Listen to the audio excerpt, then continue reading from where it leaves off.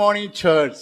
मण्डलीको सुप्रभात। It's a great joy to be in the presence of God. ईश्वरको उपस्थित रहिबा अति आनन्द विषय अटे। This is the day the Lord has made. We will rejoice and be glad in it.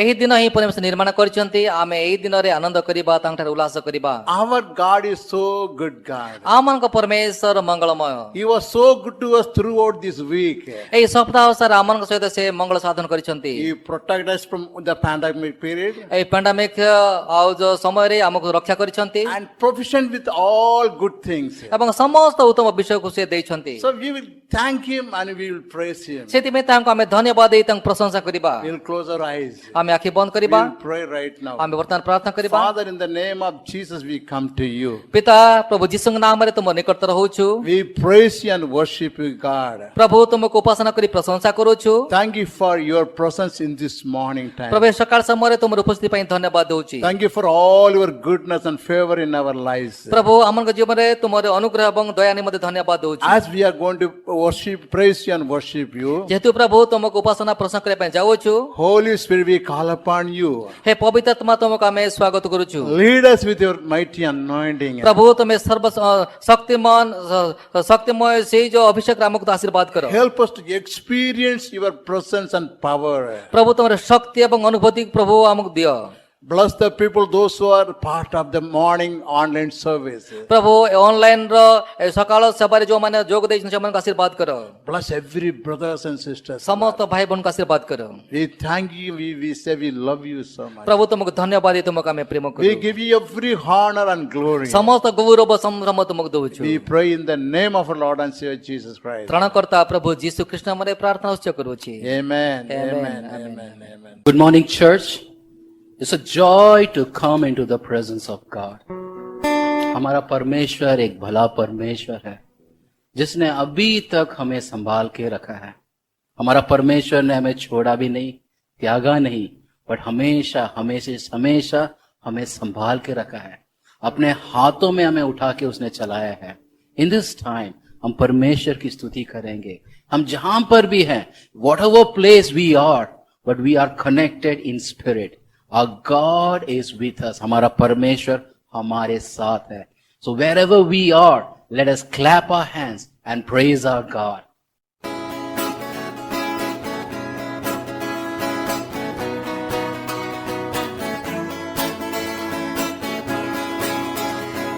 सुबह सुबह स्तुति भले अब्बा पिता देंगे तुझे आराधना।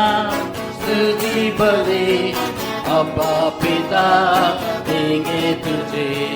सुबह सुबह स्तुति भली अब्बा पिता देंगे तुझे आराधना। स्तुति भले अब्बा पिता देंगे तुझे। अब्बा पिता देंगे तुझे। अब्बा पिता देंगे तुझे। अब्बा पिता देंगे तुझे। अब्बा पिता देंगे तुझे।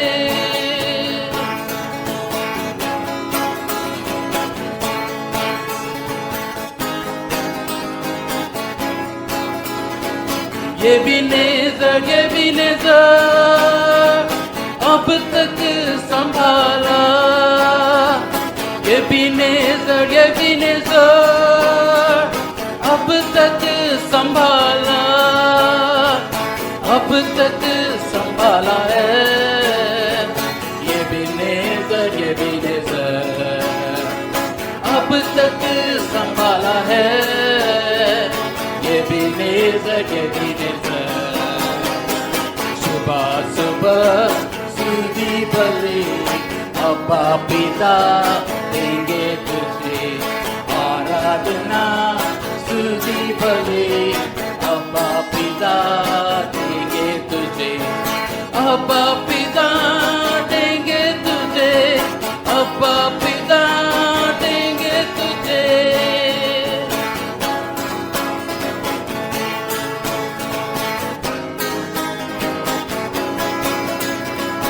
El Shaddai,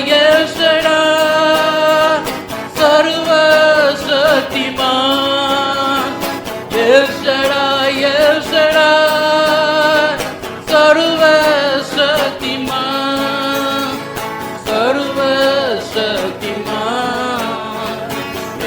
Shaddai, El Shaddai. सर्वशक्तिमान El Shaddai, El Shaddai. सुबह सुबह स्तुति बलि अब्बा पिता देंगे तुझे आराधना. स्तुति बलि अब्बा पिता देंगे तुझे. अब्बा पिता देंगे तुझे. अब्बा पिता देंगे तुझे.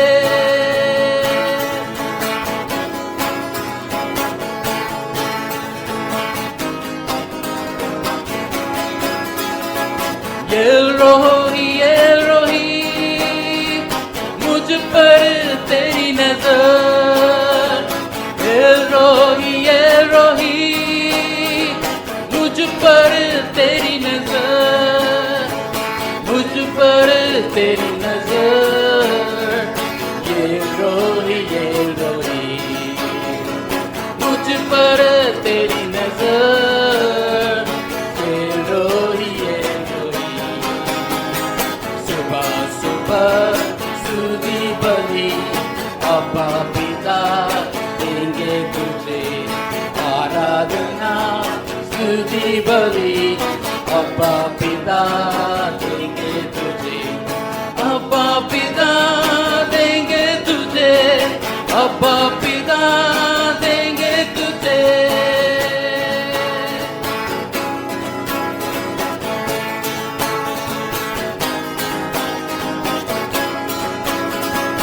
यहोवा ईरे पूर्ति करता है. यहोवा ईरे पूर्ति करता है. पूर्ति करता है. यहोवा ईरे पूर्ति करता है. यहोवा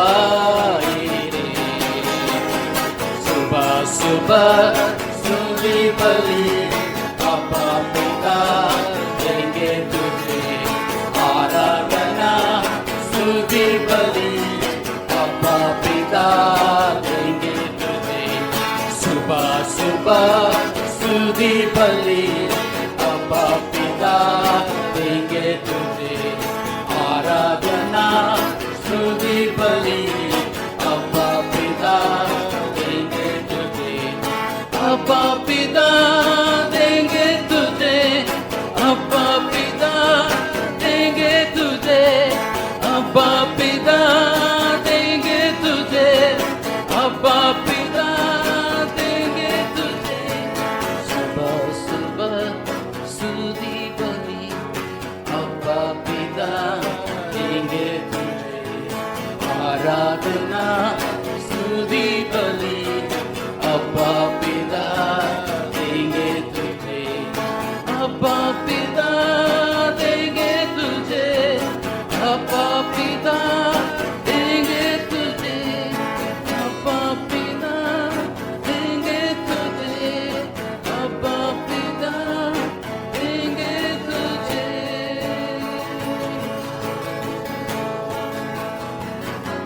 We praise you, my God. We praise you, my God. अब्बा पिता हम तेरी स्तुति करते रहेंगे प्रभु जी. तेरी महिमा करते रहेंगे प्रभु जी. आप हमारे स्तुतियों में वास करने वाले प्रभु जी. आपकी महिमा करते हैं प्रभु. आपकी महिमा करते हैं प्रभु. आपकी आराधना करते हैं. आमेन.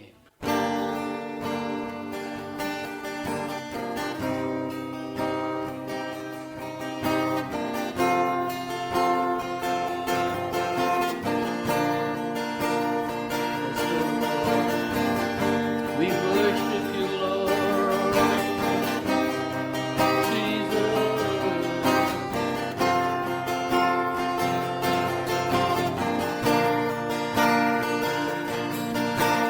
आराधना यीशु तुझे. आराधना यीशु तुझे.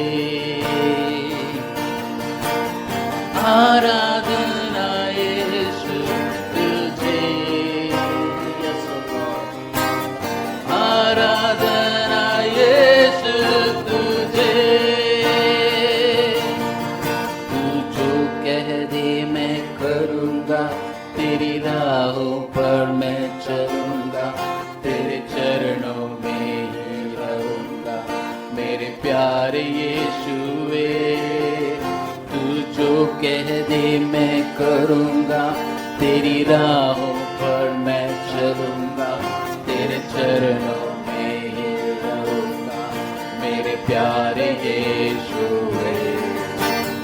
आराधना यीशु तुझे, यस ओ लॉर्ड, आराधना यीशु तुझे, we worship, आराधना यीशु तुझे, यस ओ माय गॉड, आराधना यीशु तुझे।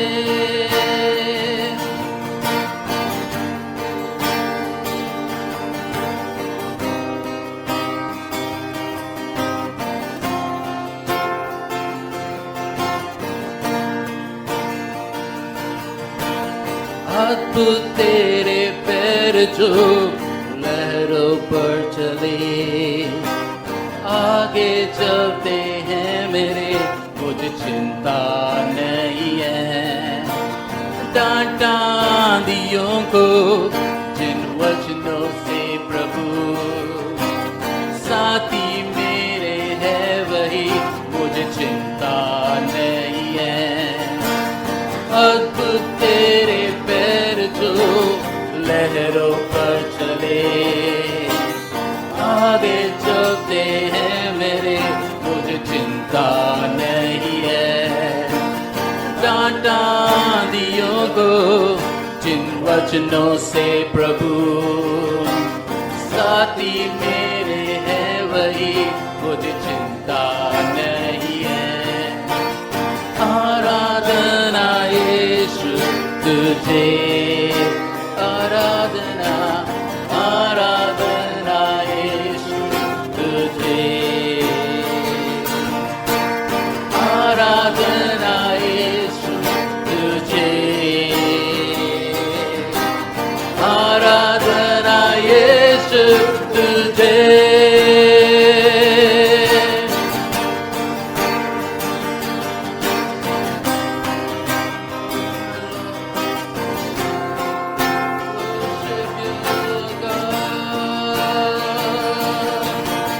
राहों को अंधेरों ने जब घेरा हो मेरे, प्रभु मुझको ले चले, मुझे डर ही नहीं है। वीरों की सेना जब मेरे पीछे हो पड़ी, है बचाता यीशु मुझको, डर ही नहीं है। राहों को अंधेरों ने जब घेरा हो मेरे, प्रभु मुझको ले चले, मुझे डर ही नहीं है। वीरों की सेना जब मेरे पीछे हो पड़ी, है बचाता यीशु मुझको, डर ही नहीं है। आराधना यीशु तुझे, worship you Lord, आराधना यीशु तुझे, yes oh God, आराधना यीशु तुझे, my Jesus, आराधना यीशु तुझे, आराधना यीशु तुझे, my Lord, आराधना यीशु तुझे, oh Jesus, आराधना यीशु तुझे, आराधना यीशु तुझे। राहों को अंधेरों ने जब घेरा हो मेरे, प्रभु मुझको ले चले, मुझे डर ही नहीं है। वीरों की सेना जब मेरे पीछे हो पड़ी, है बचाता यीशु मुझको, डर ही नहीं है। राहों को अंधेरों ने जब घेरा हो मेरे, प्रभु मुझको ले चले, वीरों की सेना जब मेरे पीछे हो पड़ी, मैं बचाता यीशु मुझको मिलती नहीं है। आराधना यीशु तुझे माय लॉर्ड, आराधना यीशु तुझे, we worship, आराधना यीशु तुझे, आराधना, आराधना यीशु तुझे, आराधना, आराधना यीशु तुझे, आराधना यीशु तुझे, आराधना यीशु तुझे, worship you, आराधना यीशु तुझे। जो कह दे मैं करूँगा, तेरी राहों पर मैं चलूँगा, तेरे चरणों में ही रहूँगा, मेरे प्यारे यीशुए। तू जो कह दे मैं करूँगा, तेरे राहों पर मैं चलूँगा, तेरे चरणों में ही रहूँगा, मेरे प्यारे यीशुए। तू जो कह दे मैं करूँगा, तेरी राहों पर मैं चलूँगा, तेरे चरणों में ही रहूँगा, मेरे प्यारे यीशुए। तू जो कह दे मैं करूँगा, तेरी राहों पर मैं चलूँगा, तेरे चरणों में ही रहूँगा, मेरे प्यारे यीशुए। हे प्रभु, तू जो कह दे वो मैं करूँगा प्रभु जी, तेरे राहों पर मैं चलूँगा प्रभु जी, तेरे चरणों में ही रहूंगा प्रभु जी। इस समय पर मैं तेरी इच्छा के अनुसार ही कार्य करूंगा प्रभु।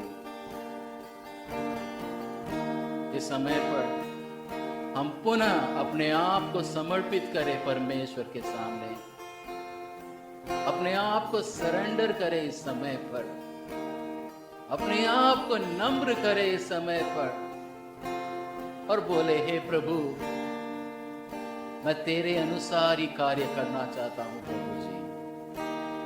जो कहता है तू प्रभु वही करूंगा प्रभु जी, तेरी इच्छा के अनुसार ही करूंगा प्रभु जी, तेरे विरोध में कुछ भी नहीं करूंगा प्रभु जी। Wherever you are, आप जहां कहीं पर भी हो, अपने आप को समर्पित करें, पुनः समर्पित करें। वो हमारा प्रभु है, उसी की आराधना हो इस समय पर, उसी की महिमा हो इस समय पर। Father, we thank you, my God. तू जो कह दे मैं करूंगा, तेरी राहों पर मैं चलूंगा, तेरे चरणों में ही रहूंगा, मेरे प्यारे यीशुए। तू जो कह दे मैं करूंगा, तेरी राहों पर मैं चलूंगा, तेरे चरणों में ही रहूंगा, मेरे प्यारे यीशुए। Father God, we thank you very much for this beautiful morning time. प्रभु जी, आपको धन्यवाद करते हैं, आपने हमें एक सुंदर समय दिया ताकि हम आपकी आराधना कर पाए प्रभु जी। इस समय पर मैं सबको समर्पित करता हूं प्रभु जी, ताकि हम आपके अनुसार ही अपने जीवन को जी पाए प्रभु। In this time also, I pray for the word, O Lord. As the man of God comes and shares the word, I pray that let your divine anointing be upon him, my God.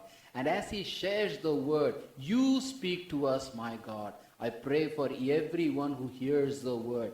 Please help us to have a heart of receptiveness, that we will be able to receive the word and put it into practice in our day-to-day life, O God. Help us to be the practicing believers, O God, who believes and practices whatever you say unto us, my God. You take over this entire service. I pray for every individual who are part of this online service. Let your favor, let your blessing, and let your glory rest upon them, my God. You take over. Commit this time into your hand. Commit this service into your hand. In the name of my Lord and Savior Jesus Christ, I pray.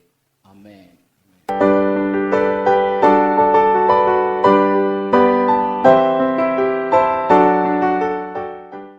ସମସ୍ତଙ୍କୁ ପ୍ରେଜ୍ ଦ Lord. ପ୍ରଭୁ ଯୀଶୁଖ୍ରୀଷ୍ଟଙ୍କର ଅସୀମ ଦୟା ଏବଂ ଅନୁଗ୍ରହରୁ ଆମମାନେ ଆଜି ଏକତ୍ର ହେଇଛୁ। ଏ ପବିତ୍ର ଦିନରେ ପରମେଶ୍ୱର ଆମକୁ ସୁଯୋଗ ଦେଇଛନ୍ତି ପରମେଶ୍ୱରଙ୍କର ଗୌରବ ମହିମା ପ୍ରକାଶ କରିବା ନିମନ୍ତେ। ଆଜି ବିଶେଷ କରିକି ପରମେଶ୍ୱର ଆମମାନଙ୍କ ମଧ୍ୟରେ ଆପଣମାନଙ୍କର ମୋର ସମସ୍ତଙ୍କର ସୁପରିଚିତ ବାକ୍ୟ ଧ୍ୟାନ କରିବା ପାଇଁ ପ୍ରଭୁ ସୁଯୋଗ ଦେଉଛନ୍ତି। ସେ ବାକ୍ୟଟି ହେଉଛି ଯୋହନ ଲିଖିତ ସୁସମାଚାର 14 ପର୍ବ 6 ପଦରେ ଯୀଶୁ କହିଲେ, ମୁଁ ପଥ ସତ୍ୟ ଓ ଜୀବନ, ମୋ ଦେଇ ନ ଗଲେ କେହି ପିତାଙ୍କ ନିକଟକୁ ଯାଏ ନାହିଁ।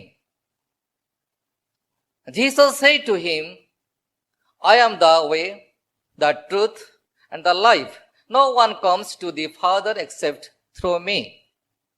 ଏଠି ଆମେ ଦେଖୁଛୁ ଯେ ଯୀଶୁ କହିଲେ, ଯୀଶୁ କାହାକୁ କହିଲେ?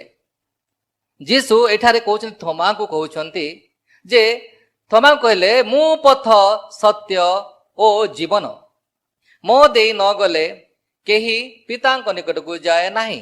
ଆମେମାନେ ସମସ୍ତେ ପୃଥିବୀର ସମସ୍ତ ମାନବ ସମାଜ ଈଶ୍ୱରଙ୍କ ଦ୍ୱାରା ସୃଷ୍ଟ ଏବଂ ଆମମାନଙ୍କର ସମସ୍ତଙ୍କ ଅଭିଳାଷ ଏବଂ ଇଚ୍ଛା ଅଛି ଯେ ଆମେ ସମସ୍ତେ ଦିନ ନା ଦିନେ ଯେଉଁଠାରୁ ଆସିଅଛୁ ସେଠାକୁ ଯିବା ପାଇଁ ଆମେ ସମସ୍ତେ ମନ ବଳେଇଛୁ। ତ ଯିବା ପାଇଁ ହେଲେ ଆମକୁ ପଥ ଆବଶ୍ୟକ, ରାସ୍ତା ଆବଶ୍ୟକ, ଉପାୟ ବି ଆବଶ୍ୟକ। କୁହାଯାଏ ଈଶ୍ୱରଙ୍କ ଠାରେ ଜୀବନ ପାଇବାକୁ ଆଉ ଈଶ୍ୱର ବିଷୟକ ସତ୍ୟ ଜାଣିବାକୁ ଯୀଶୁ ହିଁ ଏକମାତ୍ର ପଥ ଅଟନ୍ତି। Jesus is the only way to know about God and to have eternal life. ଏଥର ଆମେ ଦେଖୁଛୁ ପ୍ରଭୁ ଯୀଶୁ କହୁଛନ୍ତି, ମୁଁ ପଥ ସତ୍ୟ ଏବଂ ଜୀବନ। ଆଜିକା ଦିନ ମାନଙ୍କରେ ଅନେକ ପଥ ହରା ହୋଇକି ବିପଥଗାମୀ ହେଉଛନ୍ତି ଏବଂ ସେମାନେ ତାଙ୍କର ଲକ୍ଷ୍ୟସ୍ଥଳକୁ ପହଞ୍ଚି ପାରୁନାହାନ୍ତି। ତେଣୁ ଆମେମାନେ ଧନ୍ୟ ଯେ ଖ୍ରୀଷ୍ଟଙ୍କୁ ପ୍ରଭୁ ବୋଲି ଆମେ ଗ୍ରହଣ କରିଛୁ ଏବଂ ତାଙ୍କ ବାକ୍ୟକୁ ଆମ ହୃଦୟରେ ରଖିବା ପାଇଁ ଚେଷ୍ଟା କରୁଅଛୁ ଏବଂ ତାଙ୍କର ବାକ୍ୟ ପ୍ରକାର କୁହେ ସ୍ୱତନ୍ତ୍ର ଭାବେ ପ୍ରଭୁ କହୁଛନ୍ତି ସାରା ବିଶ୍ୱର ଜନତାଙ୍କୁ, ମୁଁ ପଥ ସତ୍ୟ ଓ ଜୀବନ, ମୋ ଦେଇ ନ ଗଲେ କେହି ପିତାଙ୍କ ନିକଟକୁ ଯାଏ ନାହିଁ।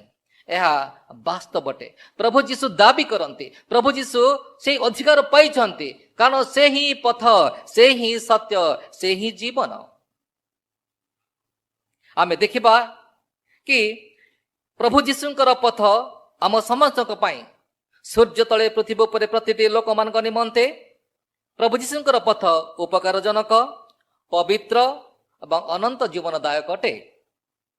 ଆସନ୍ତୁ ଦେଖିବା ଗୀତ ରଚକ ଏତେ ସୁନ୍ଦର ଭାବେ ଲେଖୁଛନ୍ତି 32 ପର୍ବର 8 ପଦରେ ଏ ପ୍ରକାର ପ୍ରଭୁଙ୍କର ଦାସ ସଦ୍ଭକ୍ତ ଲେଖୁଛନ୍ତି, ମୁଁ ତୁମ୍ଭକୁ ଉପଦେଶ ଦେବି ଓ ତୁମ୍ଭର ଗନ୍ତବ୍ୟ ମାର୍ଗ ଶିଖାଇବି। ମୁଁ ତୁମ୍ଭ ଉପରେ ଆପଣା ଦୃଷ୍ଟି ରଖି ତୁମକୁ ମନ୍ତ୍ରଣା ଦେବି। I will instruct you and teach you in the way you should go. I will counsel with my eye upon you. ଆମେ ଏଠି ଦେଖୁଛୁ ଯେ ପରମେଶ୍ୱର ଆପଣାର ଦୃଷ୍ଟି ଆମ ଉପରେ ରଖିଛନ୍ତି ଏବଂ ଆମ ଉପରେ ତାଙ୍କର ଦୃଷ୍ଟି ରଖିକି ଆମକୁ କ'ଣ କରୁଛନ୍ତି ନା ମନ୍ତ୍ରଣା ଦେଉଛନ୍ତି। ଏବଂ ଆମେ ଦେଖୁଛୁ ଏଠାରେ ପରମେଶ୍ୱର ଆମମାନଙ୍କୁ ସମସ୍ତଙ୍କୁ ମନ୍ତ୍ରଣା ଦେବା ପାଇଁ ପ୍ରସ୍ତୁତ ଅଛନ୍ତି। ଏବଂ କେବଳ ମନ୍ତ୍ରଣା ପାଇଁ ନୁହେଁ, ତାହାଙ୍କର ଦୃଷ୍ଟି ମଧ୍ୟ ସ୍ୱର୍ଗରୁ ତାହାଙ୍କର ଦୃଷ୍ଟି ଆମ ଉପରେ ରଖନ୍ତି। ସେଥିପାଇଁ ସେ କହୁଛନ୍ତି ଯେ ଆମ୍ଭେ ତୁମ୍ଭକୁ ଉପଦେଶ ଦେବା ଆଉ ତୁମ୍ଭର ଗନ୍ତବ୍ୟ ମାର୍ଗ ଶିଖାଇବା, ତୁମ୍ଭ ଉପରେ ଆପଣା ଦୃଷ୍ଟି ରଖି ତୁମକୁ ମନ୍ତ୍ରଣା ଦେବା। ପ୍ରଭୁଙ୍କର ଏହି ଶାଶ୍ୱତ ବାଣୀ, ପ୍ରଭୁଙ୍କ ଏହି ବଳିଷ୍ଠ ବାଣୀ ଆମ ପାଇଁ ହୃଦୟରେ ନିଶ୍ଚୟ ଭାବରେ ଆନନ୍ଦ ଉଠାଉଥିବ। ଆପରେ ଦେଖାଯାଉଛି ଯେ ଯେମିତିକି ପରମେଶ୍ୱରଙ୍କ ଜଣେ ସଦ୍ଭକ୍ତ ଦାସ ଜିସାୟ, ଏବଂ ସେ ଜଣେ ଋଷି, ସେ ସମୟର ସେ ଜଣେ ସଦ୍ଭକ୍ତ ଦାସ ଅଟନ୍ତି ପରମେଶ୍ୱରଙ୍କର। ଏବଂ ତାଙ୍କର ବାକ୍ୟରେ ସେ କହୁଛନ୍ତି, ଜିସାୟ 48 ପର୍ବର 17 ପଦରେ ଏ ପ୍ରକାର ଭାବରେ ପ୍ରଭୁଙ୍କ ଶାସ୍ତ୍ର ଲେଖାଯାଉଅଛି, ସଦାପ୍ରଭୁ ତୁମମାନଙ୍କର ମୁକ୍ତିଦାତା, ଇସ୍ରାଏଲର ଧର୍ମ ସ୍ୱରୂପ ଏହି କଥା କହନ୍ତି, ଆମ୍ଭେ ସଦାପ୍ରଭୁ ତୁମ୍ଭମାନଙ୍କର ପରମେଶ୍ୱର ତୁମ୍ଭର ଉପକାରଜନକ ଶିକ୍ଷା ଦେଉ। ଆମମାନଙ୍କ ପରମେଶ୍ୱର ଏତେ ବଡ଼ ମହାନ ପରମେଶ୍ୱର ମଣିଷ ନିମନ୍ତେ ଉପକାରଜନକ ଶିକ୍ଷା ଦିଅନ୍ତି। ଆଉ thus says the Lord your Redeemer, the Holy One of Israel, I am the Lord your God, who teaches you to profit, who leads you in the way you should go. ତାମାନେ ଆମମାନେ ଯେଉଁ ପଥକୁ ଯିବା ଉଚିତ ପ୍ରଭୁ ଜାଣନ୍ତି, ସେଥିପାଇଁ ତ ସେ କହିଲେ ମୁଁ ପଥ। ପ୍ରିୟ ଭାଇ ଓ ଭଉଣୀଗଣ, ଆମେ ଦେଖିବା କି ପ୍ରଭୁଙ୍କର ପଥ କ'ଣ। ପ୍ରଭୁଙ୍କର ପଥରେ ଏ ପ୍ରକାର ଭାବରେ ବିଷୟ ଅଛି ଯେଉଁଟାକି ଶିକ୍ଷାଜନକ ଅଟେ, ଉପକାରଜନକ ଅଟେ, ଏବଂ ସେଇ ପଥକୁ ଆମେ ଅନୁସରଣ କରୁଅଛୁ। ଏଠାରେ ଲେଖାଯାଏ, ପୁଣି ଆମେ ଦେଖିବାକୁ ଯିବା ଯେତେବେଳେ ଜିରିମିୟ, ପ୍ରଭୁଙ୍କର ଦାସ ଜିରିମିୟ ମଧ୍ୟ ଏ ପ୍ରକାର ଭାବରେ ଲେଖନ୍ତି, ସେ ଜଣେ ଭାବବାଦୀ, ଆପଣ ସମସ୍ତେ ଜାଣନ୍ତି। ସେ 7 ପର୍ବର ଆଉ 23 ପଦରେ ଲେଖନ୍ତି, ଜିରିମିୟ 7 ପର୍ବର 23 ପଦରେ ଏ ପ୍ରକାର ଲେଖନ୍ତି, ମାତ୍ର ଆମ୍ଭେ ଆଜ୍ଞା ଦେଇ ସେମାନଙ୍କୁ ଏହି କଥା କହିଲୁ, ତୁମ୍ଭେମାନେ ଆମ୍ଭର ରବରେ ଅବଦାନ କର, ତହିଁରେ ଆମ୍ଭେ ତୁମମାନଙ୍କର ପରମେଶ୍ୱର ହେବା ଓ ତୁମେମାନେ ଆମ୍ଭ ଲୋକ ହେବ। ପୁଣି ଆମ୍ଭେ ତୁମମାନଙ୍କୁ ଯେ ଯେ ପଥରେ ଚାଲିବାକୁ ଆଜ୍ଞା କରୁ, ସେ ସବୁ ପଥରେ ତୁମେମାନେ ଚାଲ, ତହିଁରେ ତୁମମାନଙ୍କର ମଙ୍ଗଳ ହବ। ହାଲେଲୁୟା। ଜିରିମିୟ ମଧ୍ୟ ଏଠାରେ ସ୍ପଷ୍ଟ ଭାବରେ କହୁଛନ୍ତି ଯେ ପଥରେ ଚାଲିବା ପାଇଁ, କୋଉ ପଥରେ? ପରମେଶ୍ୱରଙ୍କ ଦେଇଥିବା ସେ ପଥରେ ଚାଲିବା ପାଇଁ କହନ୍ତି। ଆଉ ସେ କହୁଛନ୍ତି ଯଦି ଯେ କେହି ବ୍ୟକ୍ତି ପ୍ରଭୁଙ୍କର ପଥରେ ଚାଲେ ଆଉ ସେ ପ୍ରଭୁଙ୍କ ଲୋକ ହେଇଯାଏ ଏବଂ ପରମେଶ୍ୱର ତାଙ୍କର ପରମେଶ୍ୱର ହୁଅନ୍ତି ଏବଂ ପରମେଶ୍ୱରଙ୍କର ସେ ଲୋକ ନିଜସ୍ୱ ଲୋକ ହୁଅନ୍ତି। ସେଥିପାଇଁ କହନ୍ତି ସେ ଆଉ ଆମ ପଥରେ ଅନୁଗମନ କର, ତହିଁରେ ଆମ୍ଭ ଲୋକମାନଙ୍କର ତହିଁରେ ଆମ୍ଭେ ତୁମମାନଙ୍କର ପରମେଶ୍ୱର ହେବା ଓ ତୁମେମାନେ ଆମ୍ଭ ଲୋକ ହେବ। ପୁଣି ଆମ୍ଭେ ତୁମମାନଙ୍କୁ ଯେ ଯେ ପଥରେ ଯିବା ପାଇଁ କହିବୁ ତୁମେ ସେ ପଥରେ ଚାଲିବ, ତହିଁରେ ତୁମମାନଙ୍କର ମଙ୍ଗଳ ହବ। କିନ୍ତୁ ଧନ୍ୟ ଆମେ ମାନେ ପ୍ରଭୁଙ୍କର ଦାସ ଦାସୀଗଣ, ପ୍ରଭୁ ବିଶ୍ୱାସ ଆମେ କରୁଛୁ, ତାଙ୍କର ପଥରେ ଯିବା ପାଇଁ ଆମେ ଅଗ୍ରସର ହୋଇଛୁ। ସେଇଥିପାଇଁ ପରମେଶ୍ୱରଙ୍କ ଦୟାରେ ଅନୁଗ୍ରହରେ ଆମମାନେ ମଙ୍ଗଳ ପାଇଅଛୁ, ଶାନ୍ତି ପାଇଅଛୁ। ଆଉ ଇଂଲିଶରେ ପ୍ରକାର କୁହାଯାଏ, but this command I gave them, ଓବେ my voice and I will be your god and you shall be my people and walk in all the way that I command you, that you may be well with you. ପ୍ରଭୁଙ୍କର ଏଇ ବାଣୀ ଅତି ମହତ୍ୱପୂର୍ଣ୍ଣ ନୁହେଁ କି? ପ୍ରଭୁଙ୍କର ଏ ବାକ୍ୟ ଆମ ପାଇଁ ଅତି ଗୁରୁତ୍ୱପୂର୍ଣ୍ଣ ନୁହେଁ କି? ପ୍ରଭୁ ଯେଉଁ ଆଜ୍ଞା କରିଛନ୍ତି ସେଇ ଯେଉଁ ପଥରେ ଆମେ ଚାଲିବା କି? ଯଦି ଆମେ ସେଇ ପଥରେ ଚାଲୁ, ପ୍ରଭୁଙ୍କର ଆଜ୍ଞା ଆମେ ପାଳନ କରୁ, ତାହା ହେଲେ ଆମମାନଙ୍କର ଜୀବନରେ ଆମେ ମଙ୍ଗଳ ଦେଖିବା।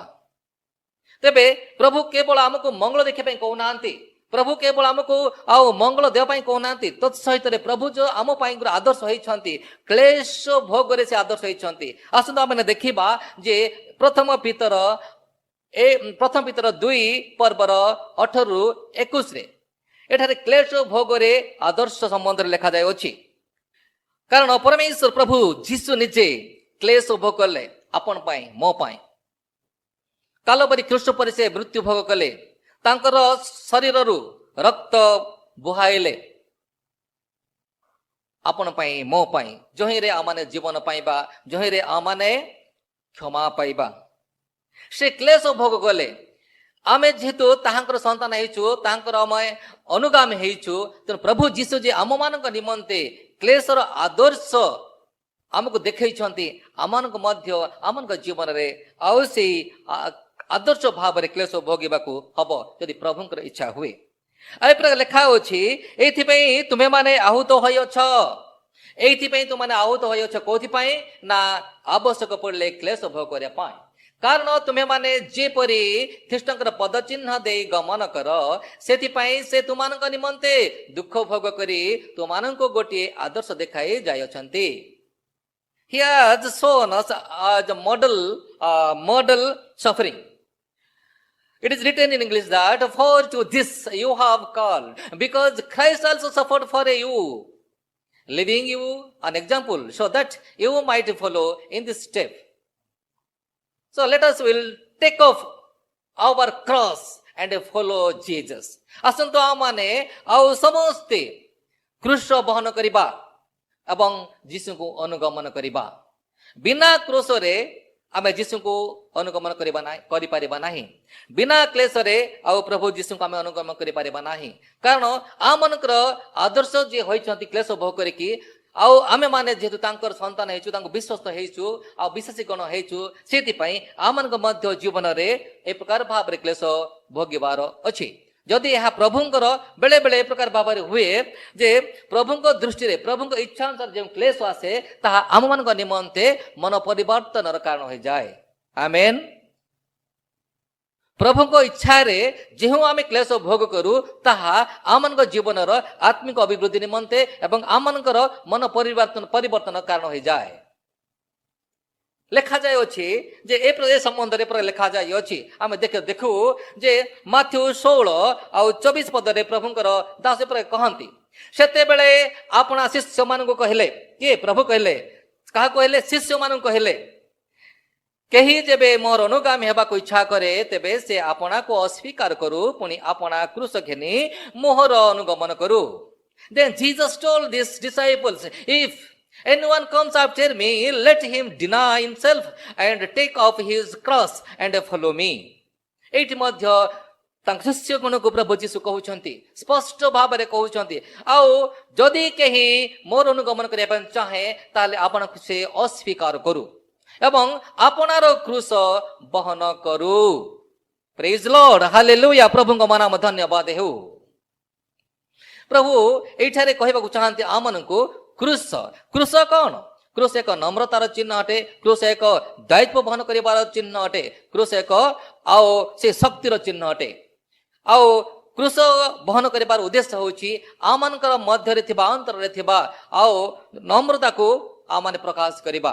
प्रभु जीशु मध्य तांको जीवन रे आओ से प्रकार करिथिले सेतले जंत्रणा पाइले कष्ट पाइले से समय से ए प्रकार भाव क्लेश भोग कले क्रूस रे आपना जीवन देले आपन पई मो पाए। Hallelujah, praise Lord. प्रभु नाम धन्यवाद हो।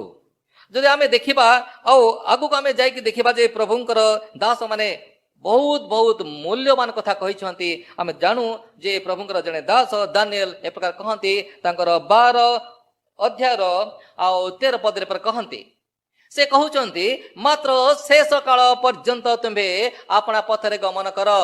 कौन कहउचंती? शेष काल पर्यंत केही केही पथ मध्य रे आउ समान हलाउचंती।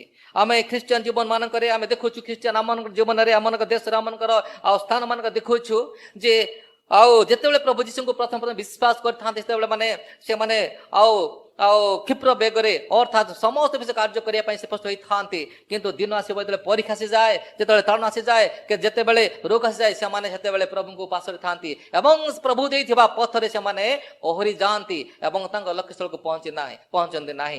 किंतु एठारे आओ दानिएल कहंती स्पष्ट भाबरे मात्र शेष काल पर्यंत तुम्हे आपना पथरे गमन कर।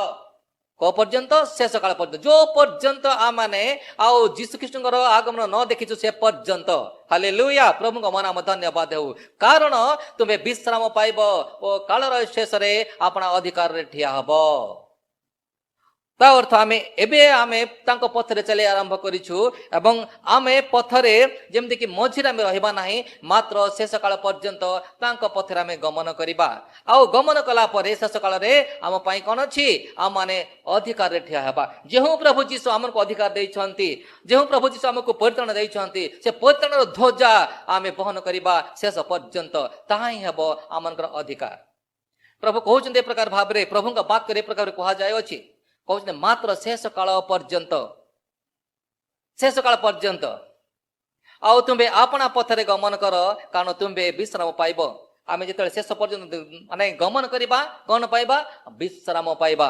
ଯେଉଁ ବିଶ୍ରାମ କି ଯେଉଁ ସ୍ଥାନରେ କି କୌଣସି ପ୍ରକାର କ୍ଲେଶ ନଥିବ, କୌଣସି ପ୍ରକାର ରୋଗ ନଥିବ, କୌଣସି କ୍ରନ୍ଦନ ନଥିବ, କୌଣସି ପ୍ରକାର ଆଉ ଏ ପ୍ରକାର ଭାବରେ ସମସ୍ୟା ନଥିବ, ସେ ପ୍ରକାର ଶାନ୍ତି ସ୍ଥାନରେ ପରମେଶ୍ୱରଙ୍କ ସ୍ଥାନରେ ଆମେ ବାସ କରିପାରିବା। ତାହା ହିଁ ପରମେଶ୍ୱରଙ୍କ ସ୍ଥାନର ବିଶ୍ରାମ ସ୍ଥାନ ଅଟେ।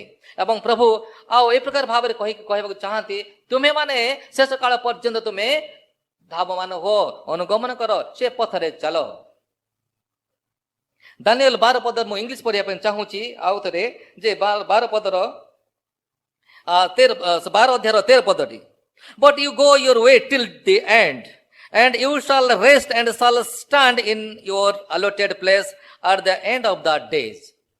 ଏତେ ସୁନ୍ଦର ବିଷୟ। But you go your way till the end, ମାନେ ଶେଷ ପର୍ଯ୍ୟନ୍ତ ତୁମେ ତୁମ ପଥରେ ଗମନ କର। And you shall rest and shall stand in your allotted place. ତା ମାନେ ଆମେ ଦେଖିବାକୁ ପାଉଛୁ ଯେ ପରମେଶ୍ୱର ପ୍ରଭୁ ଯୀଶୁ ରାଜା ଆମ ନିମନ୍ତେ, ଆପଣମାନଙ୍କ ନିମନ୍ତେ ସ୍ୱର୍ଗରେ ସ୍ଥାନ ନିରୂପଣ କରିଛନ୍ତି। ସେ ସ୍ଥାନ ଆମ ପାଇଁ ମହଜୁଦ ଅଛି, ସେ ସ୍ଥାନ ଆମମାନଙ୍କ ଅପେକ୍ଷାରେ ଅଛି। କିନ୍ତୁ ଆପଣଙ୍କ କର୍ତ୍ତବ୍ୟ ହେଲା କ'ଣ? ଆଉ ଶେଷ ପର୍ଯ୍ୟନ୍ତ ସେ ପଥରେ ଆମେ ଗମନ କରିବା। ଗମନ କଲେ କ'ଣ ପାଇବା? ଆମେ ବିଶ୍ରାମ ପାଇବା।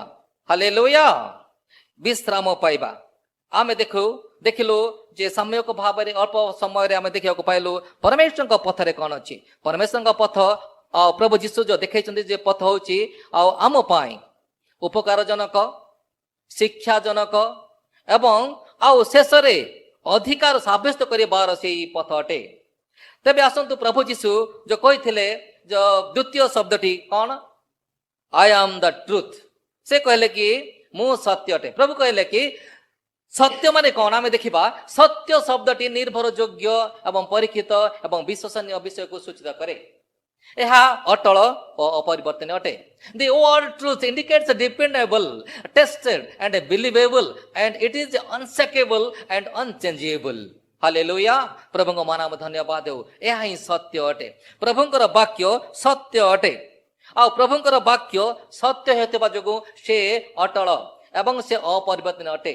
ଏବଂ ସେ ପ୍ରଭୁଙ୍କର ସେ ସତ୍ୟ ବାକ୍ୟ ନିର୍ଭରଯୋଗ୍ୟ ଅଟେ। ଆମମାନଙ୍କ ପ୍ରଭୁ ଯୀଶୁ କେବେ ଠକନ୍ତି ନାହିଁ। ପ୍ରଭୁ ଯୀଶୁ ଯାହା କରନ୍ତି ତାହା କରନ୍ତି, କାରଣ ସେ ସତ୍ୟ ଅଟନ୍ତି।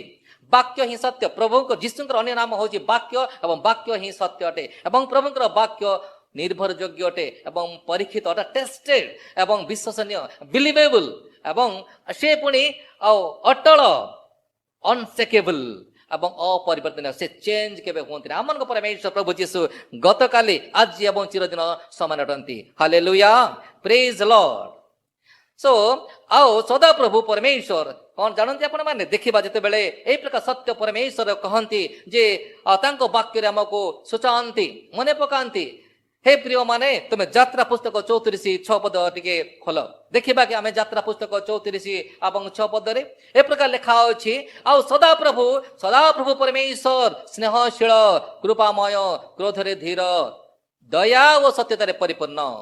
Hallelujah, praise Lord. The Lord the God is merciful and gracious, slow to anger and abounding in steadfast love and faithfulness। परमेश्वर ए प्रकार भाव सत्य परमेश्वर आमनकर जदि परमेश्वर आमनकर कृपामय, आमनकर स्नेहशील, क्रोधर धीर परमेश्वर, केते दयावान परमेश्वर, हाँ ए प्रकार भाव परमेश्वर आमनक पाई अच्छु, ए प्रकार परमेश्वर आमक जानि अच्छु। Hallelujah, praise Lord. परमेश्वर आपनक पाई, मो पाई से दयाशील अटंती, दयामय अटंती, कृपामय अटंती। आउ आमनकर पाप को से धारण करनाहांती। जदि आमे पाप को आम पाप को धारण करते ताहले आमे वर्तमान सुधा रही न थांतु, कारण प्रभु तांकर दयारे, तांकर प्रेमरे, तांकर क्षमाशील आ गुणरे आमनकर समस्त पाप को से क्षमा करिसंती।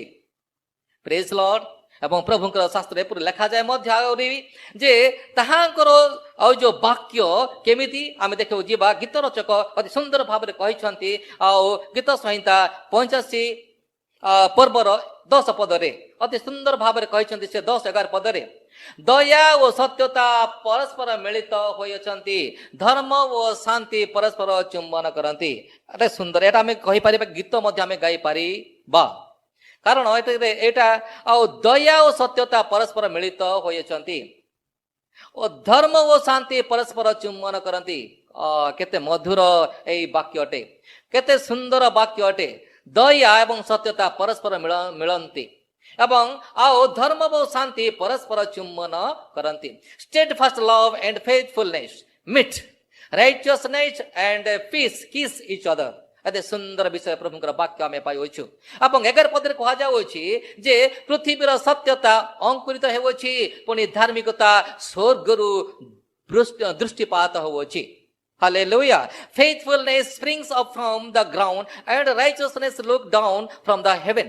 ଆମେ ଦେଖୁ ଯେ ଧାର୍ମିକତା ଆଉ ଊର୍ଦ୍ଧ୍ୱରୁ ପରମେଶ୍ୱରଙ୍କ ଠାରୁ ଆଉ ଆମକୁ ଦୃଷ୍ଟିପାତ କରୁଅଛି। ଆଉ ଦେଖିବାକୁ ପାଉଛୁ ମାତ୍ର ଆଉ ସେ ଯୋଉ ସତ୍ୟତା এই ପୃଥିବୀରୁ ଅଙ୍କୁରିତ ହଉଛି। ସତେ ଯେପରିକି ଗୋଟିଏ ବିହନ ଆଉ ଉତ୍ତମ ଭୂମିରେ ପଡିଲା ପରେ ସେ ଗଜା ହୁଏ, ଅଙ୍କୁରିତ ହେଇକି ଗଜା ହୁଏ ଏବଂ ଆଉ ପତ୍ର ସତେଜ ହୁଏ, ସବୁଜ ହୋଇଯାଏ ଏବଂ ତାର ଫୁଲ ଫଳ ପରିଣତ ହୋଇଯାଏ। ଠିକ ସେ ପ୍ରକାର ଭାବରେ ଆମମାନଙ୍କ ଜୀବନରେ, ଆପଣଙ୍କ ଜୀବନରେ ସତ୍ୟତା ଏ ପ୍ରକାର ଭାବରେ ଆଉ ଅଙ୍କୁରିତ ହଉ। ଆପଣଙ୍କର ଭୂମି ସଦୃଶ ଆଉ ସେ ଯୋଉ ଶରୀରରେ ପରମେଶ୍ୱରଙ୍କ ସେ ସତ୍ୟତା ଅଙ୍କୁରିତ ହେଉ, ଏହା ହିଁ ପ୍ରଭୁଙ୍କ ବାକ୍ୟ ଏଠାରେ କହିବାକୁ ଚାହେଁ। ଏବଂ ସେଇ ଆମେ ଦେଖୁଛୁ ଯେହେତୁ ସତ୍ୟ ବିଷୟରେ ଆମେ ଦେଖିବାକୁ ପାଉଛୁ। ଆଉ ଜହନ 1:9 ପଦରେ ପ୍ରଭୁଙ୍କର ବାକ୍ୟ ପ୍ରକାର ଲେଖାଯାଉଛି, ଯେଉଁ ସତ୍ୟ ଜ୍ୟୋତି ପ୍ରତ୍ୟେକ ମନୁଷ୍ୟକୁ ଆଲୋକ ପ୍ରଦାନ କରନ୍ତି ସେ ଜଗତକୁ ଆସୁଥିଲେ। The true light which enlightens to everyone was coming into the world। ଯେଉଁ ସତ୍ୟ ଜ୍ୟୋତି ପ୍ରତ୍ୟେକ ମନୁଷ୍ୟକୁ ଆଲୋକ ପ୍ରଦାନ କରନ୍ତି ସେମାନେ କିଏ? ସ୍ୱୟଂ ପ୍ରଭୁ ଯୀଶୁ। ପ୍ରଭୁ ଯୀଶୁ ହିଁ ସତ୍ୟ ଜ୍ୟୋତି ଅଟନ୍ତି। ହାଲେଲୁୟା। ପ୍ରଭୁଙ୍କର ମହାନାମ ଗୌରବ ହଉ। ଯେଉଁ ସତ୍ୟ ଜ୍ୟୋତି ପ୍ରତ୍ୟେକ ମନୁଷ୍ୟକୁ ଆଲୋକ ପ୍ରଦାନ କରନ୍ତି ସେଇ ଜଗତକୁ ଆସୁଥିଲେ ଏବଂ ସେ ଜଗତକୁ ଆସୁଥିଲେ ନୁହେଁ, ଆସିଲେ ମଧ୍ୟ। ଜହନ 1:14 ପଦରେ 1:14 ପଦ କୁହାଯାଏ ଯେ ସେ ଦେହବନ୍ତ ହେଲେ। ସେ ସତ୍ୟ ଜ୍ୟୋତି ପରମେଶ୍ୱର ଦେହବନ୍ତ ହେଲେ, ପୃଥିବୀକୁ ଆସିଲେ, ଆମମାନଙ୍କ ମଧ୍ୟରେ ବାସ କଲେ। That the true light which enlightens to everyone was coming into the world and he came। Hallelujah। Initially he was invisible and he was in the word and that he became the flesh and dwelled among us। Hallelujah. ଆଦ୍ୟରେ ତ ପରମେଶ୍ୱର ବାକ୍ୟ ଥିଲେ, ଅଦୃଶ୍ୟ ଥିଲେ, କିନ୍ତୁ ଆପଣ ପାଇଁ, ମୋ ପାଇଁ ପରମେଶ୍ୱରଙ୍କର ପରିଚୟ ଦେବା ନିମନ୍ତେ ସେ ଦେହ ଧାରଣ କଲେ ଏବଂ ଆମମାନଙ୍କ ମଧ୍ୟରେ ସେ ବାସ କଲେ। ପ୍ରେଜ୍ ଲର୍ଡ। ପ୍ରଭୁଙ୍କ ନାମ ଧନ୍ୟବାଦ ହେଉ। ଏବେ ଆମେ ଦେଖିବା କି ଆହୁରି ଯିବା କି ସତ୍ୟ ଉପରେ ଆଧାରିତ ବିଷୟ ପ୍ରଭୁଙ୍କ ଆମେ ଏଠାରେ ଧ୍ୟାନ ଦେବା ଆହୁରି। ଆଉ ଜହନ ଲିଖିତ ସୁସମାଚାରରେ 16 ପର୍ବର 13 ପଦରେ ପ୍ରଭୁଙ୍କର ବାକ୍ୟ କଣ କହେ ଆମେ ଦେଖିବା। ଆସନ୍ତୁ ଦେଖିବା। କିନ୍ତୁ ସେ ଅର୍ଥାତ୍ ସତ୍ୟମ ଆତ୍ମା ଆସିଲେ ସେ ପଥ ଦେଖାଇ ତୁମମାନଙ୍କୁ ସମସ୍ତ ସତ୍ୟତାରେ ପ୍ରବେଶ କରାଇବେ। କାରଣ ସେ ଆପଣା ଠାରୁ କଥା କହିବେ ନାହିଁ, ମାତ୍ର ଯାହା ଶୁଣିବେ ସେ ସବୁ କହିବେ, ପୁଣି ଆଗାମୀ ବିଷୟ ସବୁ ତୁମମାନଙ୍କୁ ଜଣାଇବେ। ଇଂଲିଶ ପେପର ଲେଖାଯାଉଛି, when the spirit of the truth comes he will guide you into all his truth, for he will not speak on his own authority, but whatever he hears he will speak and will declare you the things that are to come। Praise Lord। ଆପଣଙ୍କ ନିମନ୍ତେ, ମୋ ନିମନ୍ତେ ଯାହା କରିବାର ଅଛି, ଯାହା କିଛି କରିବାର ଅଛି ପ୍ରଭୁ ତାହା ଆମକୁ ଜଣାଇବେ। କେତେବେଳେ? ଯେ ସତ୍ୟମ ଆତ୍ମା ଅର୍ଥାତ୍ ପବିତ୍ର ଆତ୍ମା ଯେତେବେଳେ ଆମମାନଙ୍କର ଉପରେ ଅବତୀର୍ଣ୍ଣ ହୁଅନ୍ତି, ଆମମାନଙ୍କୁ ଆଗାମୀ ଦିନରେ କ'ଣ କରିବାକୁ ହବ ତାହା ସେ ଆମକୁ ଜଣାନ୍ତି ଏବଂ ତଦନୁସାରେ ଆମର ଜୀବନ ସ୍ଥିରୀକୃତ ହୋଇଯାଏ। ତେବେ ଆସନ୍ତୁ ଆମେ ଦେଖିବା ଜହନ 18 ପର୍ବର 37 ପଦରେ କ'ଣ ଲେଖା ଅଛି। ଏଠାରେ ଏ ପ୍ରକାର କୁହାଯାଉଛି ଯେ ଜଣେ ଆମେ ଦେଖୁ, ତା ପୂର୍ବ ଦେଖୁଛୁ ପିଲାତ ରାଜା କହୁଛନ୍ତି ଯେ ଯୀଶୁ କହୁଛନ୍ତି ତୁମେ ରାଜା। ଆପଣ ତ କହୁଛନ୍ତି, ତାଙ୍କୁ ପିଲାତଙ୍କୁ ସେ ପ୍ରଭୁ ଯୀଶୁ ଉତ୍ତର ଦେଉଛନ୍ତି, ଆପଣ ତ କହୁଛନ୍ତି ମୁଁ ଜଣେ ରାଜା। ମୁଁ ଯେପରି ସତ୍ୟ ପକ୍ଷରେ ସାକ୍ଷ୍ୟ ଦିଏ, ଏଥି ନିମନ୍ତେ ମୁଁ ଜନ୍ମ ହେଉଅଛି, ଯେ କି ସତ୍ୟର ସନ୍ତାନ ସେ ମୋର କଥା ଶୁଣେ। Praise Lord. Hallelujah. Jesus now here we are seeing the John chapter 18 verse 37. Jesus answering to the King Pilate. What? Jesus answered to him. You say that I am king. ବାସ୍ତବରେ ଯୀଶୁ ହିଁ ରାଜା ଅଟନ୍ତି, ରାଜାମାନଙ୍କ ରାଜା, ପ୍ରଭୁମାନଙ୍କ ପ୍ରଭୁ. And for this purpose I was born, and for this purpose I have come to this world, to bear the witness to the truth. Everyone who is of the truth, listen to my voice. Hallelujah. ଆମେ ଦେଖିବାକୁ ପାଇଲୁ ଯେ ପ୍ରଭୁ ଯୀଶୁ ସତ୍ୟ ଅଟନ୍ତି, ଆଉ ଯୋଉମାନେ ଆଉ ସତ୍ୟକୁ ଜାଣନ୍ତି ସେମାନେ ସତ୍ୟ ଶୁଣନ୍ତି, ସତ୍ୟର ବାକ୍ୟ ଶୁଣନ୍ତି. Praise Lord. ପ୍ରଭୁ କହିବାକୁ ଚାହାନ୍ତି, ହେ ସତ୍ୟର ସନ୍ତାନ ମାନେ ତୁମେ ସତ୍ୟର ରବ ଶୁଣ. ଅର୍ଥାତ୍ ପ୍ରଭୁ ଯୀଶୁ ଏକମାତ୍ର ସତ୍ୟ ଏବଂ ତାହାଙ୍କର ରବ ଶୁଣିବା, ତାହାଙ୍କର ସ୍ୱର ଶୁଣିବା ଆମର କର୍ତ୍ତବ୍ୟ ଅଟେ. ଦେଖୁଛୁ ଜୀବ ତାଙ୍କର ଆଉ 11 ପଦରେ କଣ କହୁଛି? ଜହନ 11 ପଦ ଏବଂ 25-26 ପଦରେ ପ୍ରଭୁ କହୁଛନ୍ତି ଏଇ ସତ୍ୟ କଥା ହିଁ କହୁଛନ୍ତି. ପ୍ରଭୁ କହୁଛନ୍ତି, ପ୍ରଭୁ ଏ ପ୍ରକାର ଭାବେ କହିବାକୁ ଚାହାନ୍ତି ଜହନ 11 ଅଧ୍ୟାୟର 25 ଏବଂ 26 ପଦ. ଯୀଶୁ ତାଙ୍କୁ କହିଲେ, ମୁଁ ପୁନରୁତ୍ଥାନ ଓ ଜୀବନ. ଯେ ମୋ ଠାରେ ବିଶ୍ୱାସ କରେ ଯଦି ବି ସେ ମରେ ତଥାପି ସେ ବଞ୍ଚିବ. ପୁଣି ଯେ କେହି ବଞ୍ଚେ ମୋ ଠାରେ ବିଶ୍ୱାସ କରେ ସେ କଦାପି କେବେ ହେଁ ମରିବ ନାହିଁ. ଏହା କଣ ବିଶ୍ୱାସ କରୁଅଛ? ଏଟା କାହା କହୁଛନ୍ତି? ନା ଆଉ ମାର୍ଥାଙ୍କୁ ପ୍ରଭୁ କହୁଛନ୍ତି, ପ୍ରଭୁ ଯୀଶୁ କହୁଛନ୍ତି ଯେ ଆଉ ଯେ କେହି କହୁଛନ୍ତି ଯୀଶୁ କହିଲେ ତାଙ୍କୁ ଅର୍ଥାତ୍ ମାର୍ଥାଙ୍କୁ କହୁଛନ୍ତି, ମୋ ପୁନରୁତ୍ଥାନ ଓ ଜୀବନ. ଯେ ମୋ ଠାରେ ବିଶ୍ୱାସ କରେ ଯଦ୍ୟପି ସେ ମରେ ତଥାପି ସେ ବଞ୍ଚିବ. ପୁଣି ଯେ କେହି ବଞ୍ଚେ ଓ ମୋ ଠାରେ ବିଶ୍ୱାସ କରେ ସେ କଦାପି କେବେ ହେଁ ମରିବ ନାହିଁ. ଏହା କଣ ବିଶ୍ୱାସ କରୁଅଛ? In English, I would like to read it. John chapter 11, verse 25 and 26. Jesus said to her, I am the resurrection and the life. Whoever believes in me, though he die, yet he shall live. Hallelujah. And everyone who believes in me shall never die. Do you believe? हाँ Martha, तुम्हें कौन विश्वास करो छो कि जे कहीं मरे से बंचिब, कारण से मोठारे विश्वास करे. ଆଉ ସେ କହୁଛନ୍ତି ଜହନ 10:28 ପଦରେ ମଧ୍ୟ କୁହାଯାଉଛି, ପ୍ରଭୁ ଯୀଶୁ କହୁଛନ୍ତି ଜୀବନ ବିଷୟରେ, ପୁଣି ମୁଁ ସେମାନଙ୍କୁ ଅନନ୍ତ ଜୀବନ ଦିଏ ଆଉ ସେମାନେ କଦାପି କେବେ ହେଁ ବିନଷ୍ଟ ହେବେ ନାହିଁ. କେବେ ହେଁ ସେମାନେ ବିନଷ୍ଟ ହେବେ ନାହିଁ. କାରଣ ପ୍ରଭୁ ଯୀଶୁଙ୍କର ହସ୍ତରେ ସେଇ କଣ ଅଛି? ଶକ୍ତି ଅଛି. ପ୍ରଭୁ ଯୀଶୁଙ୍କ ଠାରେ ସେଇ ପ୍ରାଣ ଅଛି. ଆମମାନଙ୍କ ସମସ୍ତଙ୍କ ପ୍ରଭୁ ଯୀଶୁଙ୍କ ଠାରେ ସେ ପ୍ରାଣ ଅଛି. ସେ କହନ୍ତି, ପୁଣି ମୁଁ ସେମାନଙ୍କୁ ଅନନ୍ତ ଜୀବନ ଦିଏ ଆଉ ସେମାନେ କଦାପି କେବେ ହେଁ ବିନଷ୍ଟ ହେବେ ନାହିଁ. ପୁଣି କେହି ମୋ ହସ୍ତରୁ ସେମାନଙ୍କୁ ହରଣ କରିବେ ନାହିଁ. ଆମମାନଙ୍କ ପରମେଶ୍ୱର ବଳବନ୍ତ ହସ୍ତର ପରମେଶ୍ୱର. ଆମମାନଙ୍କର ପ୍ରାଣ ପ୍ରଭୁଙ୍କ ହସ୍ତରେ ଯେତେବେଳେ ରହିଥାଏ ଶୈତାନ ତାଙ୍କ ହସ୍ତରୁ ହରଣ କରିପାରନ୍ତି ନାହିଁ, ପାରେ ନାହିଁ. କାରଣ ପ୍ରଭୁ ଯୀଶୁ ବଳବନ୍ତ ଅଟନ୍ତି. And English ରେ ମୁଁ ପଢିବାକୁ ଚାହେଁ କି I give them eternal life and they will never perish and no one will snatch them out of my hand. It is written in John chapter 10 verse 28. I give them eternal life. ସେ କହନ୍ତି ମୁଁ ସେମାନଙ୍କୁ ଅନନ୍ତ ଜୀବନ ଦିଏ and they will never perish. ଆଉ ସେମାନେ କଦାପି ବିନଷ୍ଟ ହେବେ ନାହିଁ and no one will snatch them out of my hand. ଆଉ ମୋ ହସ୍ତରୁ କେହି ତାହାଙ୍କୁ ହରଣ କରିପାରିବ ନାହିଁ. ପ୍ରଭୁଙ୍କର ବାକ୍ୟ ଶାଶ୍ୱତ. ପ୍ରଭୁଙ୍କର ବାକ୍ୟ ଏ ପ୍ରକାର ଭାବରେ ଦୃଢ ଅଟେ. ପ୍ରଭୁଙ୍କର ଆଉ ହାତ ମୁଠା ଏତେ ବଳିଷ୍ଠ ଅଟେ, ତାଙ୍କ ହାତ ମୁଠାରୁ କେହି ହରଣ କରିପାରିବ ନାହିଁ. ପ୍ରେଜ୍ ଲର୍ଡ. ହାଲେଲୁୟା. ପ୍ରଭୁଙ୍କର ନାମ ଗୌରବ ହଉ, ପ୍ରଭୁଙ୍କର ମହାନାମ ଗୌରବ ହଉ. ଆଉ ମଧ୍ୟ ପ୍ରଭୁ କହିବାକୁ ଚାହାନ୍ତି, ପ୍ରଭୁଙ୍କର ଜୋହନ 10:28 ପଦରେ ପ୍ରକାର କହନ୍ତି, ପୁଣି ମୁଁ ସେମାନଙ୍କୁ ଅନନ୍ତ ଜୀବନ ଦିଏ ଆଉ ସେମାନେ କଦାପି କେବେ ହେଁ ବିନଷ୍ଟ ହେବେ ନାହିଁ. ପୁଣି କେହି ମୋ ହସ୍ତରୁ ସେମାନଙ୍କୁ ହରଣ କରିବ ନାହିଁ. ପ୍ରଭୁ କହୁଛନ୍ତି, ପ୍ରଭୁ ଏ ପ୍ରକାର ଆଶ୍ୱାସନା ଦେଉଛନ୍ତି. Just now he is assuring us. ଦେଖନ୍ତୁ ସେ କହୁଛନ୍ତି, I give them eternal life and they will never perish and no one will snatch them out of my hand. ଦେଖନ୍ତୁ ପ୍ରଭୁଙ୍କର ବଳବନ୍ତ ହସ୍ତରୁ ଆମକୁ କେହି ହରଣ କରିପାରିବ ନାହିଁ. ତାପରେ ସେ ଆଗକୁ କହୁଛନ୍ତି, ଜହନ 10:28 ପଦରେ କହୁଛନ୍ତି, ଆଉ ପୁଣି ମୁଁ ସେମାନଙ୍କୁ ଅନନ୍ତ ଜୀବନ ଦିଏ ଆଉ ସେମାନେ କଦାପି କେବେ ବିନଷ୍ଟ ହେବେ ନାହିଁ. ପୁଣି କେହି ମୋ ହସ୍ତରୁ ସେମାନଙ୍କୁ ହରଣ କରିବେ ନାହିଁ. ତା ଅର୍ଥ ଆଉ ଜହନ ଆଉ ସୁନ୍ଦର ଭାବେ ଲେଖିବାକୁ ଚାହୁଁଛନ୍ତି, ଏଠାରେ ଆମକୁ ପ୍ରକାଶ କରିବା ପାଇଁ ଚାହୁଁଛନ୍ତି.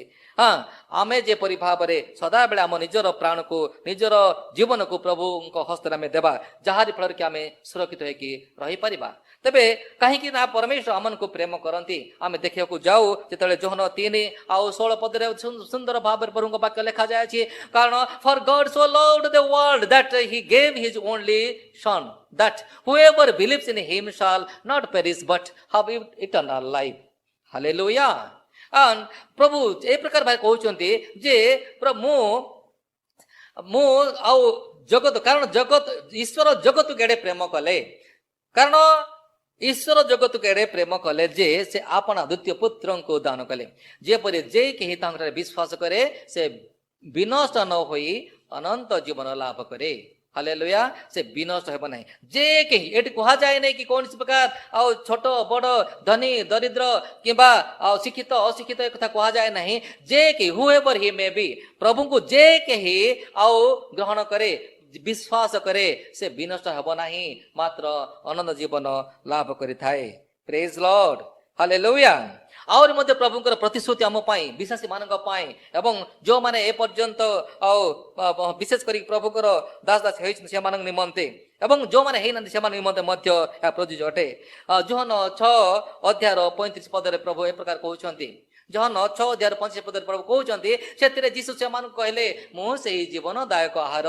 ଯେ ମୋ ନିକଟକୁ ଆସେ ସେ କଦାପି କ୍ଷୁଧିତ ହେବ ନାହିଁ ଆଉ ଯେ ମୋ ଠାରେ ବିଶ୍ୱାସ କରେ ସେ କଦାପି ତୃଷିତ ହେବ ନାହିଁ ଦେଖନ୍ତୁ ପ୍ରଥମେ କହିଲେ ପ୍ରଭୁ ଯୀଶୁ ନିଜେ ମୁଁ ଜୀବନ୍ତ ଆହାର ପୁଣି କହୁଛନ୍ତି ବର୍ତ୍ତମାନ ଏଟା ମୁଁ ଜୀବନ୍ତ ଆଉ ଜଳ ଅଟେ ଅର୍ଥାତ୍ ପ୍ରଭୁ ଆମମାନଙ୍କ ନିମନ୍ତେ ଆଉ ସେ ଜଳ ଅଟନ୍ତି ଜୀବନ୍ତ ଜଳ ଅଟନ୍ତି ସେ ଆମକୁ ଅନନ୍ତ ଜୀବନ ଦେବା ପାଇଁ ଚାହାନ୍ତି ଜିସସ୍ ସେଜ୍ କହୁଛନ୍ତି କଣ କି ଯୋହନ 6:35 ସେଥିରେ ଯୀଶୁ ସେମାନଙ୍କୁ କହିଲେ ମୁଁ ସେଇ ଜୀବନଦାୟକ ଆହାର ଯେ ମୋ ନିକଟକୁ ଆସେ ସେ କ୍ଷୁଧିତ ହେବ ନାହିଁ କଦାପି କ୍ଷୁଧିତ ହେବ ନାହିଁ ଆଉ ଯେ ମୋ ଠାରେ ବିଶ୍ୱାସ କରେ ସେ କଦାପି ତୃଷିତ ହେବ ନାହିଁ ପ୍ରଭୁ ଆହୁରି ମଧ୍ୟ କହୁଛନ୍ତି ଅତି ସୁନ୍ଦର ବିଷୟରେ ଯୋହନ 6:48 ପଦରେ ଏତେ ପ୍ରତିଶ୍ରୁତି କୌଣସି ଆଉ ରାଜା କୌଣସି ଦେବତା କହିନାହାନ୍ତି ପୃଥିବୀରେ କିନ୍ତୁ ଏକମାତ୍ର ଆମମାନଙ୍କ ପ୍ରଭୁ ଯୀଶୁ ଆଉ ସେ କହିଛନ୍ତି ଯୋହନ 6:48 ପଦରେ ମୁଁ ଜୀବନଦାୟକ ଆହାର I am the bread of life ମୁଁ ଜୀବନଦାୟକ ଆହାର ଦେଖନ୍ତୁ ଅତି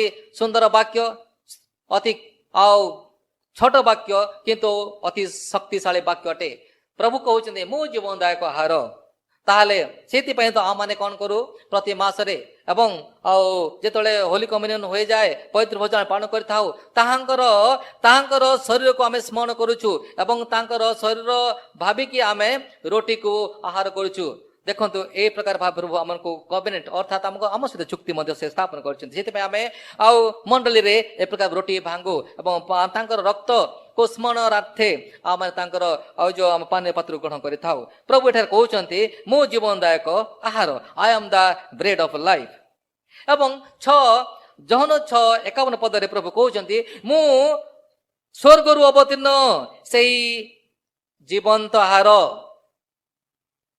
କେହି ଯଦି ଏହି ଆହାର ଭୋଜନ କରେ ସେ ଅନନ୍ତ କାଳ ପର୍ଯ୍ୟନ୍ତ ଜୀବିତ ରହିବ ହାଲେଲୁୟା ମୁଁ ସ୍ୱର୍ଗରୁ ଅବତୀର୍ଣ୍ଣ ସେଇ ଜୀବନ୍ତ ଆହାର କେହି ଯଦି ଏହି ଆହାର ଭୋଜନ କରେ ଆଉ ସେ ଅନନ୍ତ କାଳ ପର୍ଯ୍ୟନ୍ତ ଜୀବିତ ରହିବ ମୁଁ ଯେଉଁ ଆହାର ଦେବି ତାହା ମୋର ମାଂସ ମୁଁ ତାହା ଜଗତର ଜୀବନ ନିମନ୍ତେ ଦେବି ପ୍ରେଜ୍ ଲର୍ଡ ପ୍ରଭୁ ଯୀଶୁ ପ୍ରେମମୟ ପରମେଶ୍ୱର ପ୍ରଭୁ ଯୀଶୁ ଆପଣ ପାଇଁ ମୋ ପାଇଁ ସାରା ଜଗତ ଲୋକମାନଙ୍କ ନିମନ୍ତେ ସେ ତାଙ୍କର ମାଂସକୁ ଆମକୁ ଆହାର ସଦୃଶ ଦେଉଛନ୍ତି କାରଣ ସେ ଜାଣନ୍ତି ତାହାଙ୍କର ମାଂସ ମୋ ପାଇଁ ଆହାର ଅଟେ ଆଉ ଆମେ ଦେଖିବା ଗୀତ 16:11 ପଦରେ ପ୍ରଭୁ କହୁଛନ୍ତି ତୁମେ ମତେ ଜୀବନର ପଥ ଦେଖାଇବ ତୁମ୍ଭ ସମ୍ମୁଖରେ ଆନନ୍ଦର ପୂର୍ଣ୍ଣତା ଥାଏ ତୁମ୍ଭ ଦକ୍ଷିଣ ପାର୍ଶ୍ୱରେ ନିତ୍ୟ ଆଉ ସୁଖ ଭୋଗ ଥାଏ ଗୀତ ରଚକ ଭାବିଥିଲେ ଜାଣିଥିଲେ ଦାଉଦ ଲେଖିଛନ୍ତି এই ବିଷୟଟିକୁ ସେ କହୁଛନ୍ତି ଗୀତ 16:11 ପଦରେ ପ୍ରଭୁ ତୁମ୍ଭେ ମତେ ଜୀବନର ପଥ ଦେଖାଇବ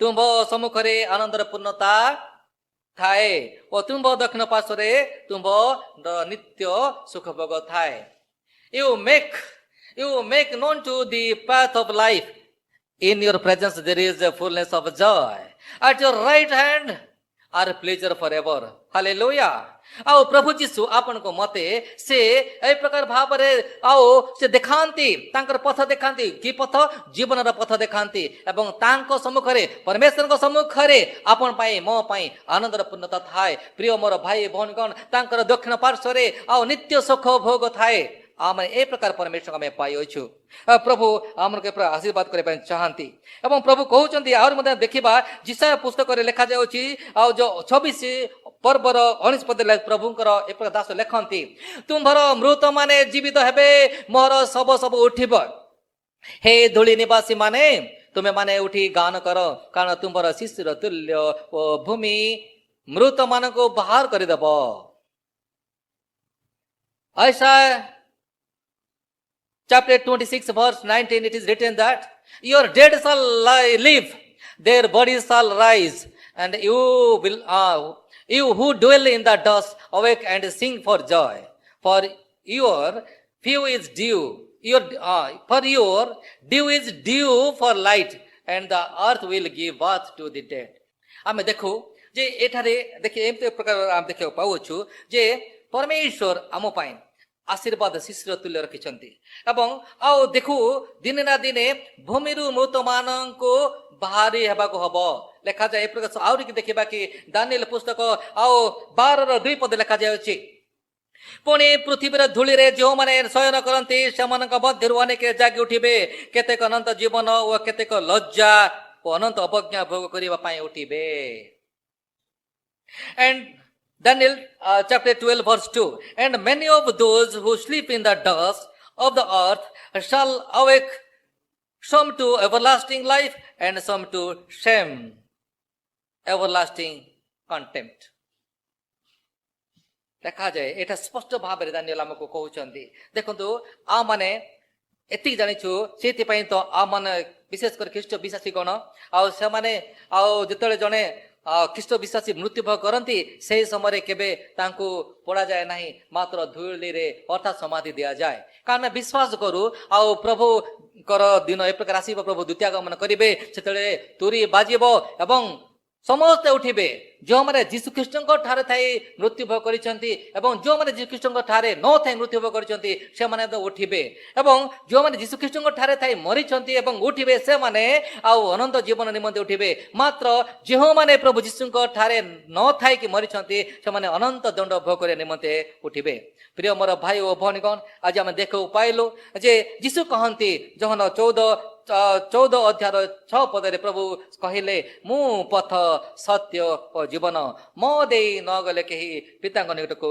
जाए नाही आमे वास्तव देखिया को गलु जे प्रथम विषय होची ईश्वरଙ୍କ ठारे जीवन पाइबाको और ईश्वरଙ୍କ विषय सत्य जानियाको जीशु ही एकमात्र पथ अटंती होय तो एई वाक्य आपण माने आगु सुनिछंती एई वाक्य होय तो अनेक थर आपण पाठ करिसंती किंतु हमको ए विषय रे आ जानिबार अति गुरुत्वपूर्ण अटे तेणु Jesus is only the way to have life in God and to know the truth about God only प्रभु जीसु एकमात्र पथ सत्य पथ अटंती और ईश्वर विषय जानिबा एवं सत्य विषय जानिया पाई एकमात्र पथ अटंती आ द्वितीय विषय प्रभु कहले कोन मु सत्य द ट्रूथ सत्य शब्दटी वास्तव में कह गले आगु तार तो कहि चाहो तो रिपीट करबा चाहूछि सत्य शब्दटी निर्भरयोग्य परीक्षित एवं विश्वसनीय विषय को सूचित करे यह अटल अपरिवर्तनीय we know that the word the truth indicates about the dependable tested and believable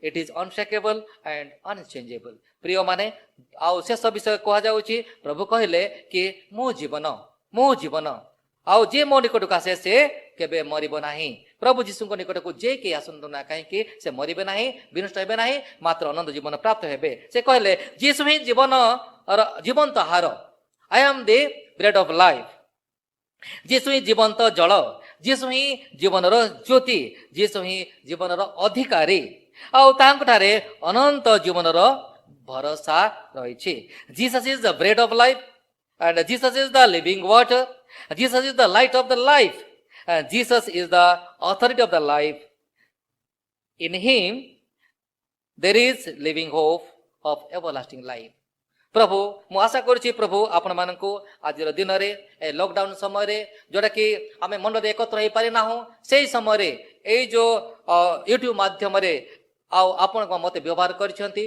मु आशा करुछि प्रभुଙ୍କର वाक्य आउ आपण मानक मध्य रे किछिरा निश्चय भाव स्थान पाइथिबो एवं प्रभु आपन को कथा कहंतु एवं प्रभु आपन को ए वाक्य रे बुझे पई सहायता करंतु आमेन आसंतो आमने प्रार्थना करिबा प्रेममय परमेश्वर प्रभु जीशु राजा प्रभु तुम्हें कोटि कोटि धन्यवाद पाओ हे पवित्र आत्मा এই লকডাউন সটডাউন সময় পরমেশ্বর আমাকে তুমি অনুগ্রহ কল প্রভু তুম বাক্য মাধ্যমে প্রভু তোমার প্রভু আমাকে यूट्यूब মাধ্যমে প্রভু তুমি কথা কহিল জনাইল প্রভু তোমার বাক্য আবশ্যক বাক্য এই সময় প্রভু তুমি প্রভু তোমার দাস ମାନଙ୍କ ସମ୍ମୁଖକୁ ପହଞ୍ଚେଇଲ ତାଙ୍କ ହୃଦୟରେ ପହଞ୍ଚେଇଲା ପ୍ରଭୁ ତୁମକୁ ଧନ୍ୟବାଦ ଦେଉଛୁ ପବିତ୍ର ପରମେଶ୍ୱର ପ୍ରଭୁ ସମବେତ ସମସ୍ତ এই ୟୁଟ୍ୟୁବରେ ଯୋଗ ଦେଇଥିବା ଦେଖୁଥିବା ଭାଇ ଭଉଣୀ ତୁମ ଆଶୀର୍ବାଦ କର ଅନୁଗ୍ରହ କର ପରମେଶ୍ୱର ସମସ୍ତଙ୍କୁ ତୁମେ ଆଶୀର୍ବାଦ କର ପ୍ରାର୍ଥନା ମେ ଶୁଣିଲ ଏ ବାକ୍ୟରେ ପ୍ରଭୁ ତୁମେ ବୁଝେଇଲ ବୋଲି ବିଶ୍ୱାସ କଲି କରି ପ୍ରିୟତମ ପ୍ରଭୁ ଯୀଶୁ ନାମରେ ପ୍ରାର୍ଥନା କରୁଛି ଆମେନ୍ Together we'll say the grace, the word of grace. The grace of our Lord Jesus Christ, the love of God, the communion of the Holy Spirit be with us now and forever and ever. Amen, amen, amen. Hallelujah. God bless you.